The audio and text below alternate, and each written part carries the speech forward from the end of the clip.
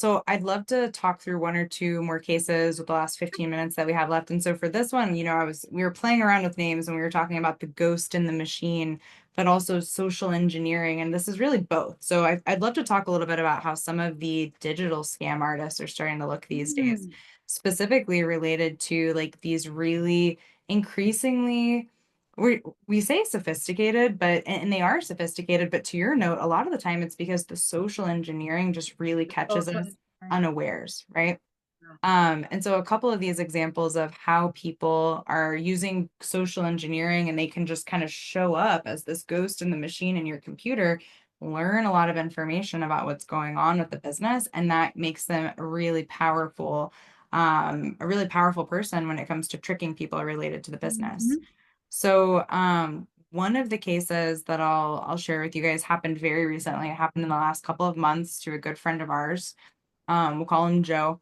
And so, Joe was just telling my husband about this a few weeks ago. He was talking about how he was having a really shitty week. You're going to understand why here in a moment.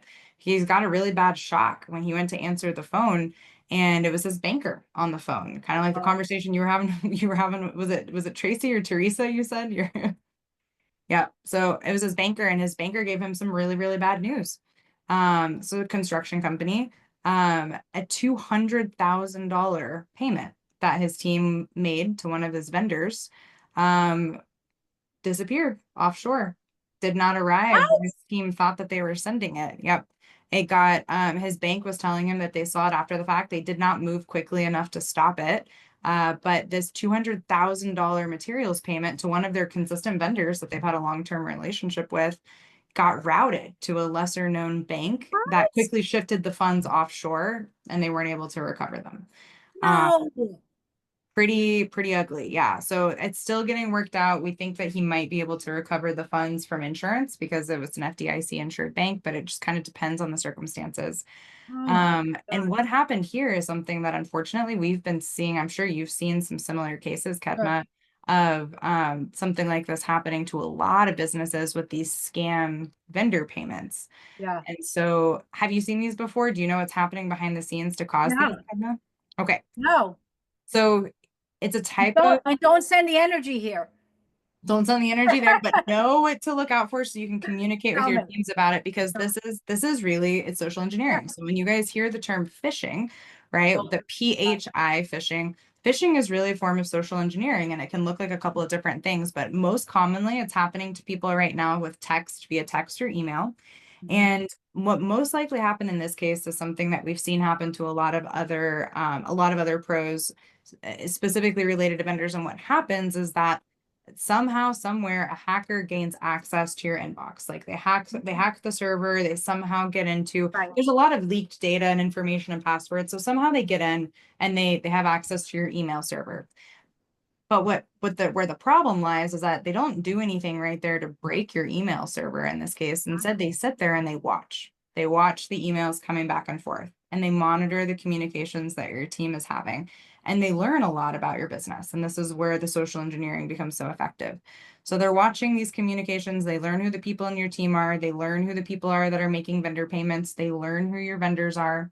They pay really close attention and they learn the types of projects that you're doing, the types of purchase orders that you have. So they know details about the amounts. They know what projects, You know what's going on. Yeah, yeah, they yeah, know yeah, the yeah. timing, they know what's regular, right? They watch for a while, which is why this is so insidious.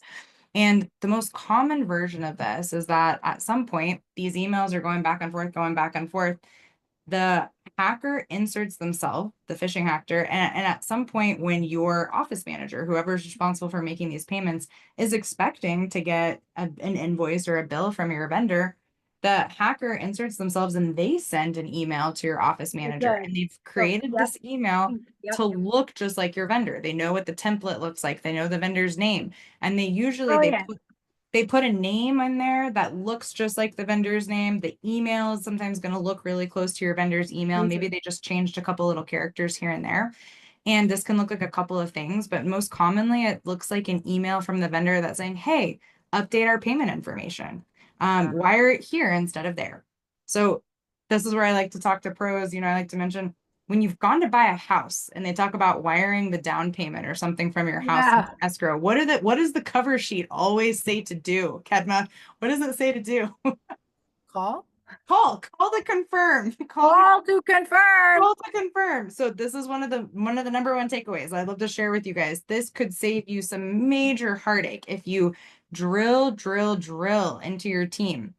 Anytime they see or hear any kind of communication Love about changing a payment method, they need to call to confirm with a second source, right? Do Love not that. trust the email, do not trust the mail, do not trust the text message. Sometimes don't even trust a voice on the phone. Hang up and call back the number that you know of someone on the other I side, do the that. real Yeah. phone number, to make sure you're talking to the right person. It's Yeah. not paranoia. You can fake people's voices. You can look just like them on email. And so that's one of the most common things. It's not sophisticated technology in terms of like we hacked into your bank account and stole money out of your bank account. You sent it to the wrong place because it And I do that all the time. So if I'm not sure, I will send an raw call, say, so tell me, when you met my mother, what did we talk about? And so then they have to figure out, did they meet with my mother? Did they not? Mhm. What, right? And I'll know within seconds, right? So yeah, I mean, because with social engineering, that's what I end up doing. If I thought, if I didn't know it was you, Mhm. I would say something like that. Okay, Morgan, tell me something that only you know about me, that, Yeah. something we've talked about or something, right? And it have to be Yeah. something that, and I know in my mind what it would be, but Yeah. you would have to say yes to that, or otherwise it's game over.